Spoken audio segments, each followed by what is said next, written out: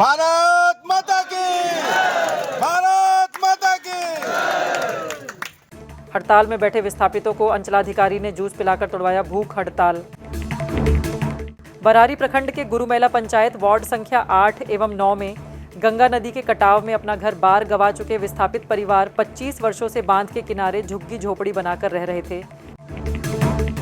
अब उसी बांध पर मुख्यमंत्री सड़क योजना अंतर्गत सड़क निर्माण का कार्य करवाया जा रहा था, जिसको लेकर विस्थापितों को वहां से प्रशासन द्वारा हटाने के आदेश से उनके लिए चिंता बनी हुई थी। विस्थापित परिवारों ने कई बार शासन, प्रशासन एवं जनप्रतिनिधियों से गुहार लगाई थी। कोई सुनवाई नहीं होते देख लगभग 100 विस्थापित परिवार शनिवार को 10 बजे बरारी प्रखंड मुख्यालय में विस्थापित पुनर्वास के संयोजक विक्टर झा और वीआईपी पार्टी के नेता पूर्व मुखिया उमेश सिंह के नेतृत्व में भूख हड़ताल पर बैठ गए। इस भूख हड़ताल की खबर सभी न्यूज चैनलों में प्रमुखता से दिखाया गया और समाचार पत्रों में छापा था। उन्होंने यह आश्वासन दिया कि किसी का भी घर नहीं तोड़ा जाएगा। बांध काफ़ी चौड़ा है। सर्वप्रथम बांध की मापी करवाकर सड़क योजना के लिए निकाला जाएगा और बची हुई भूमि आप लोगों को बैठने के लिए दिया जाएगा। शासन प्रशासन जनता के हित व सहयोग के लिए है। आप लोग अनशन त्यागें और निश्चिंत रहें, किसी भी विस्थापित का घर नहीं टूटेगा। वही अंचलाधिकारी के भरोसे व विश्वास पर भूख हड़ताल पर बैठे विस्थापितों ने अंचलाधिकारी के हाथों जूस पीकर लगभग 30 घंटे बाद भूख हड़ताल को तोड़ दिया। प्रशासन नहीं सुनता है, तब आप यहाँ पे धरना देते हैं या जो भी चीज़ें आपकी मांगे पूरी होती है नहीं होती है। अगर आपके साथ प्रशासन नहीं है तो फिर आप यहाँ की विरोध करेंगे या फिर जो भी ये आपका अपनाया जाता है। जब आपके साथ वाले जितने भी पदाधिकारी अगर आपकी बात सुन के आपके सहयोग में हमेशा खड़ा रहते हैं तो मुझे नहीं लगता कि इसकी ज़रूरत पड़ती है। और जो धरना प्रदर्शन आज दिया जा रहा है उससे पहले भी बातें हुई हैं और जो बातें शुरू से कही जा रही है, सही शुरू से मैंने कहा वही हमने हमेशा दोहराया कि बांध का जो भी होता है, पहला मांग यही था कि जो घर टूटने की नौबत आ रही है, पहला तो घर किसी का ऐसे नहीं टूट जाता है कि रातों रात कोई गया और आपका घर तोड़ दिया। ये गलत फहमी दिमाग से निकाल दीजिए। हर चीज़ की प्रक्रिया होती है, उस प्रक्रिया को अपनाते हुए आगे काम होता है। अगर कहीं से इंक्रोचमेंट हटता भी है तो उनको पर्याप्त समय दिया जाता है, उनकी बातें सुनी जाती हैं। उसके बाद ही ये जो एक्सट्रीम ऑप्शन जो चुना जाता है वो चुना जाता है। किसी को आपको बेघर करना नहीं है, कोई नहीं चाहता कि आपको आपके घर से बाहर करें। हमारे साथ भी एक प्रशासनिक मजबूरी हो जाती है कि हमें काम करना होता है और वो काम आपके लिए नहीं होता है। ऐसा नहीं कि किसी और को आके रहना है या उस रोड का उपयोग कोई और करेंगे।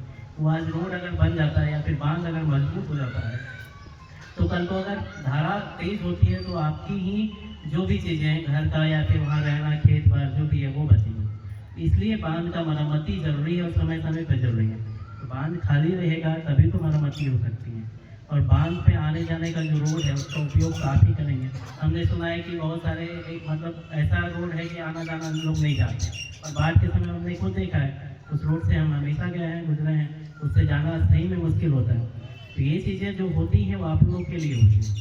तो सबसे पहला मांग ये था कि बांध का डिमार्केशन करा दिया जाए, जहाँ तक होता है बांध का डिमार्केट करके निकाल दिया जाए। उसके लिए सबसे ज़रूरी जो चीज़ें होती है नक्शा, वो हमारे पास डेडलॉक था, वो मिल गया है। तो बांध का जो सीमांकन है वो कल से हम शुरू करा देंगे और इसके लिए फोर्स की ज़रूरत होगी तो फोर्स भी हम ले लेंगे और अन्य पदाधिकारी या बड़े पदाधिकारी की ज़रूरत होगी उनको भी सूचित करते हुए उनसे भी आग्रह किया जाएगा वो भी स्तर पर हो। लेकिन आपकी सहयोग हमेशा से अपेक्षित है, अपेक्षित रहेगी।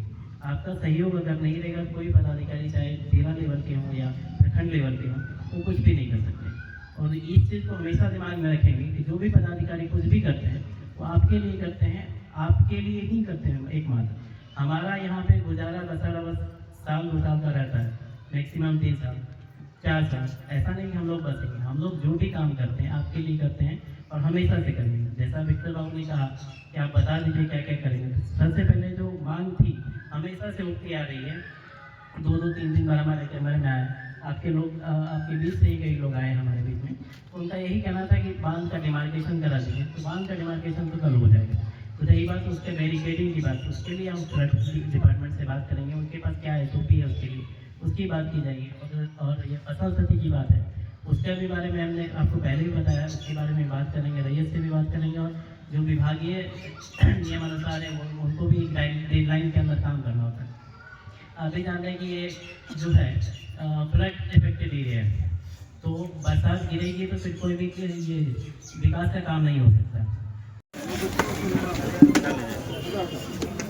हम लोगों का जो अभी न्यूज़ आज का है आगे एक बार दोहराना चाहते हैं कि बहुत से लोग हैं मीडिया वाले जो है हाँ नहीं लगे पीछे हो जाएगी, सट जाइए, आप लोग इधर सट जाइए, वहाँ पीछे आ जाइए।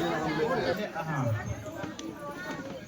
हम लोग का जो मांग था 3 मांग था जो माता की भारत माता की भारत माता की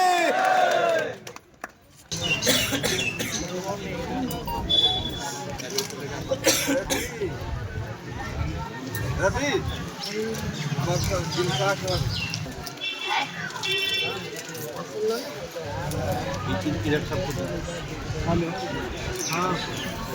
बारसोई का चर्चित जाना पहचाना डॉक्टर कुर्बान अली द्वारा संचालित अतीक आई केयर सेंटर, जो पहले पीडब्ल्यूडी मैदान के सामने रास चौक बारसोई में चल रहा था, जो अब अपना स्थान परिवर्तन कर बारसोई आबादपुर रोड गैस गोदाम के नजदीक रास चौक बारसोई से सेवा देंगे, जहां पूर्व के भांति अच्छे डॉक्टरों व अत्याधुनिक मशीनों से आंखों का इलाज करेंगे। अतीक आई केयर सेंटर का नया भवन और नया जगह आपको नया अनुभव प्रदान करेगा। अधिक जानकारी के लिए स्क्रीन पर दिए गए नंबर पर संपर्क करें।